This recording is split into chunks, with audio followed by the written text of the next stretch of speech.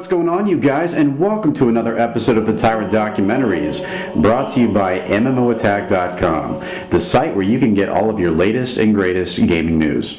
Today we're going to be doing yet another gaming review. What game, you might ask? It's another game in the Halo series. Are you really surprised at this point? This is the latest game by 343 Industries, and it's called Halo Anniversary.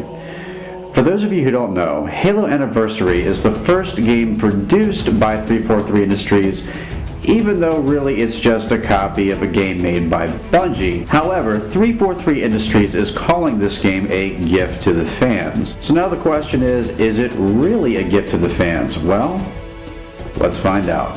For those of you who aren't aware, Halo originally came out in 2001, and it was the launch game for the Xbox. This game was produced by Bungie Studios, and obviously was a very big hit. After its Xbox debut, it made premieres on the PC as well as the Mac.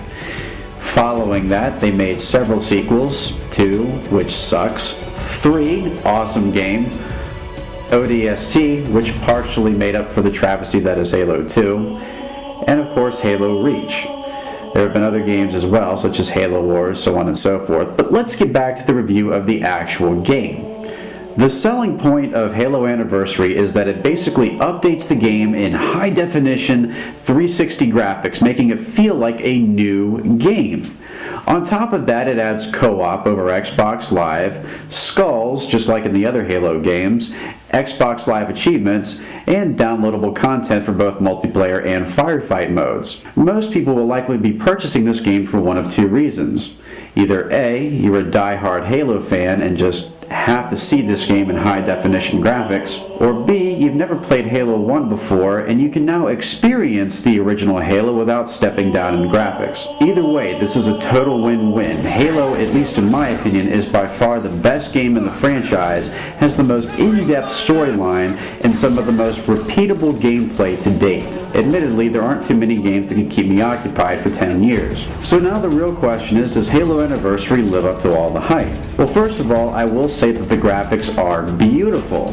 They seem to have taken a lot of the models from Halo Reach, which can be a pro and con depending on how you look at it, but overall the detail to the environments, the bipeds, the AI, everything looks fantastic. They did a fantastic job. They included a feature in Halo Anniversary that allows you to switch back and forth from the current updated graphics to the previous graphics.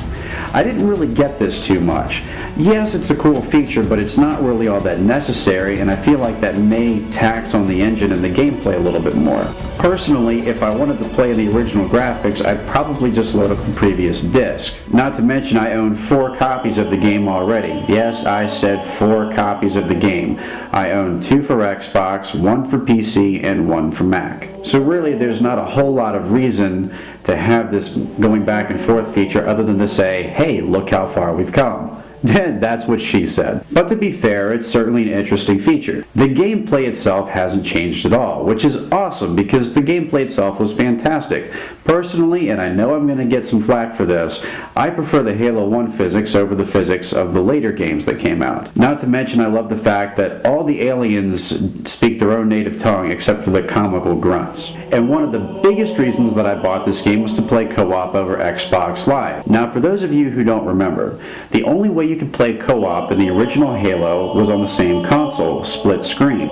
Even the PC didn't have an integrated feature where you could play with someone else online, but now you finally can. You can even get achievements with your friends using difficulty multipliers called skulls. The downside to the online co-op is it doesn't seem to be integrated very well. Almost every single game I've played, even on Fios internet connection, has lagged like crazy. Maybe there'll be an update in the future that'll help this out a little bit, because really this is one of the selling points of Halo Anniversary, getting that online co-op operational. It's a fantastic idea, and I certainly hope it's perfected down the road. In terms of other add-ons that this game included, they have a DLC map pack that included 7 maps, all of which are classic maps from other Halo games. Most of these maps are from Halo 1, but they also include a map from Halo PC and one from Halo 2. Also, they include one of the best Firefight maps I have ever played on. One of the reasons it's the best Firefight map is because it finally includes marine AI that help you out. One of the things I've always championed about Firefight is having Pelicans drop off friendly Marines while you have opposing forces dropping off opposition. As you can imagine, I was a bit sad to hear that they're not going to be including Firefight in Halo 4. So basically they got to the apex of Firefight and then nixed it. All of these maps are fantastic, and if you are a Halo lover and you are a fan of the original game, you're going to love every single one of these maps. They are very well done, they look beautiful, and they play exactly like the originals do. What I had a hard time understanding though is why Halo Anniversary only came with those maps and didn't come with any of the other maps shipped with Reach, or the DLC that came with Reach. For those of you who aren't aware, the multiplayer maps that came with Halo Anniversary run on Halo Reach multiplayer. Now, I thought of Halo Anniversary sort of as an expansion to Halo Reach in the multiplayer sense. And if you think back to Halo 3 and Halo 3 ODST, one of the selling points to ODST, aside from the awesome campaign, was the fact that they included all of the maps for Halo 3. Not just the original ones that were released, but also all of the DLC and 3 new maps. I thought that would have been a great feature to add on to Halo Anniversary.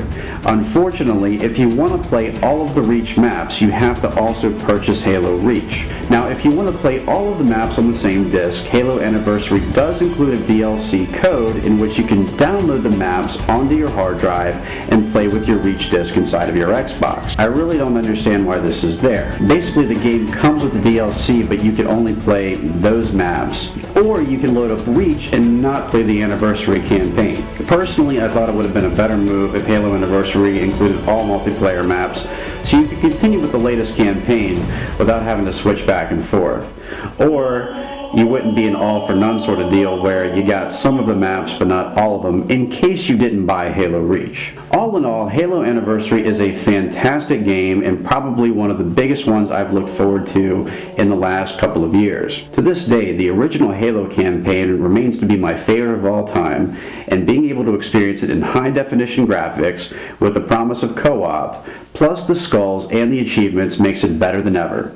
343 Industries, this was a very smart move on your part, and if this was a gift to your fans, it was one well received.